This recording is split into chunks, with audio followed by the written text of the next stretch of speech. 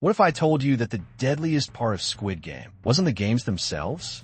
Imagine if, instead of a prize, every contestant walked away with a prison sentence. Well, buckle up, because today we're diving deep into the hidden crimes of your favorite Squid Game characters. And trust me, some of these characters might shock you more than the marble game ever could. Let's go from contestant to convict and see just how much jail time these so-called players would actually get in the real world. Number 1. Ali, assault and robbery, unintentional.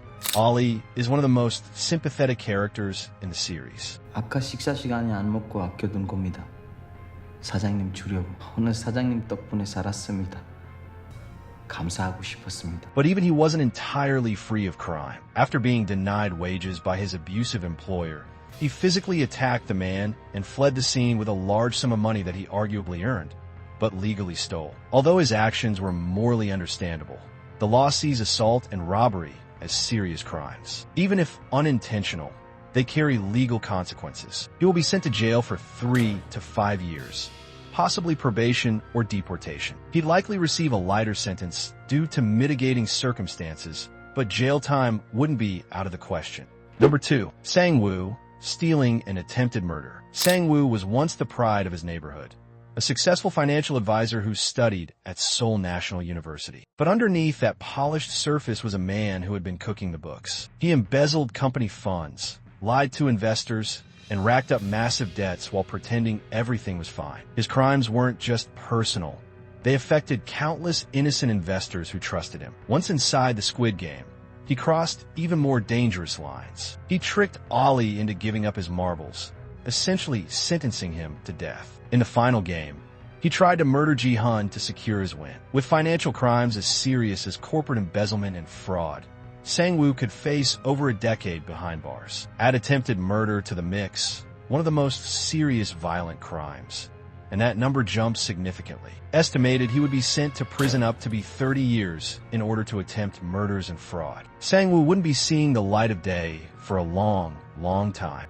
Number 3. Deok-su, murder, assault, and drug trafficking. Deok-su is the textbook definition of a career criminal. Before the games, he was a well-known gangster involved in everything from illegal gambling rings to violent assaults. He killed people in gang turf wars, smuggled drugs, and ran extortion schemes. His violence didn't start in the arena.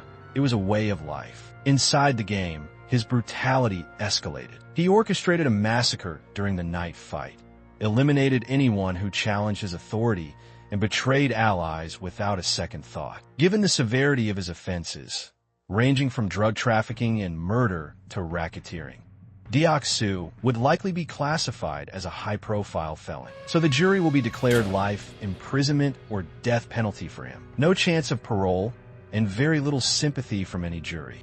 Number 4. Il-nam, mastermind of mass murder. Il-nam appeared to be a sweet old man, but the twist reveals in the last of Season 1, he was the founder of the Squid Game. He created a death game for entertainment, choosing to watch desperate people kill each other for fun. This makes him guilty of organizing mass murder, kidnapping, and torture. His wealth and age might earn him leniency from corrupt systems, but under actual international law, he'd be facing severe consequences. The jury declared for him life imprisonment or death penalty because he messed with humanity that go against human values or harm the essence of humanity. Money may have shielded him the show, but in court, he would face judgment.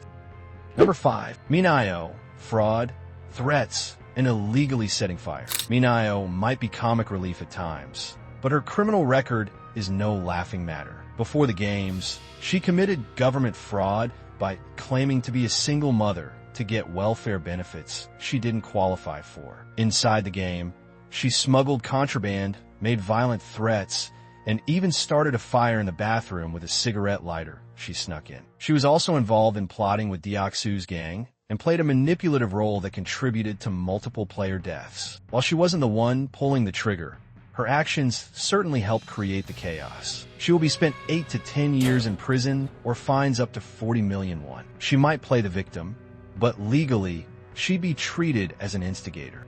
Number 6. Sae-byeok, illegal immigration and smuggling. Sae-byeok's story is heartbreaking. She escaped North Korea, smuggled her younger brother across the border, and resorted to theft and pickpocketing to survive. Although her motives were noble, the law doesn't always care about intent. South Korean immigration laws are strict. Add in theft, false identification, and smuggling, and the charges start adding up. Individuals who report their illegal status may be exempt to fines and allowed to reapply for visa in future. But this amnesty does not for Sae-byeok because she involves criminal activities. She's sent to prison for 5 to 7 years due to her crimes. She might receive reduced sentencing due to humanitarian concerns, but she wouldn't go free. Trust me, you do not want to miss what's about to happen. So stay tuned with me, and the end will surprise you. Here is also a bonus point for you. The Pink Soldiers, accessory to murder. These anonymous workers carried out the daily atrocities of Squid Game, whether disposing of bodies, executing players, or enforcing deadly rules. Their hands are far from clean. Even if some were coerced or manipulated, they're still liable for their roles in the mass deaths. They shall be sent to prison for 15 to 25 years, depending on their involvement. They may have hidden behind masks, but the law sees through all disguises. Number 7. The front man, kidnapping, murder, and conspiracy. In-ho, a former Squid Game winner turned enforcer, plays a pivotal role in orchestrating the games. He carries out executions, orders hits, and silences dissenting staff members. He's also guilty of obstructing justice, kidnapping participants, and managing an illegal death match. As someone who turned from victim to perpetrator, his actions are even more damning. He's sent to prison for 40-plus years, or for his whole life, spent in jail. He'd go down in history as one of the most dangerous criminals in the Squid Game universe.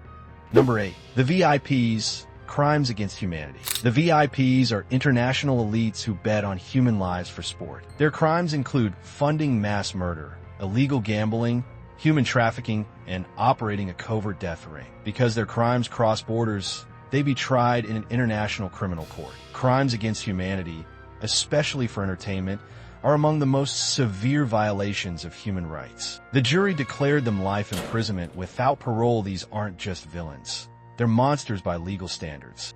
Number 9. The recruiter, coercion, and kidnapping. You remember the mysterious man slapping people in the subway?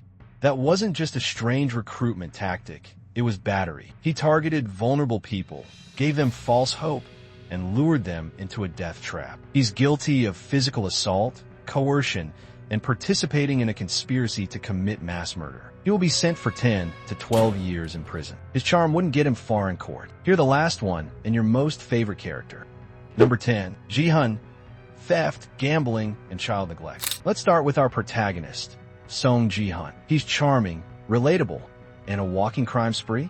Before entering the games, Gi-hun was addicted to gambling. He would spend any money he could get his hands on at the racetrack, often leaving himself and his family in financial ruin. He maxed out credit cards, borrowed from dangerous loan sharks, and even bet away his daughter's birthday present. One of his most questionable actions was stealing his own mother's debit card to fund his habit. To make things worse, he was barely present in his daughter's life and constantly missed important milestones, which would be considered a form of child neglect in many legal systems. In South Korea, illegal gambling is punishable by up to 3 years in prison. Petty theft, like using someone else's debit card, could add another year or 2, depending on the court's interpretation. Add in the child neglect and an assault charge from his altercation with the loan shark, and Gi-hun's sentence starts stacking up. Estimated he would be sent to prison for 7 to 10 years in regards of that crimes that he did. He might be the hero of the story, but the court wouldn't go easy on him. Now that we've lined up the charges,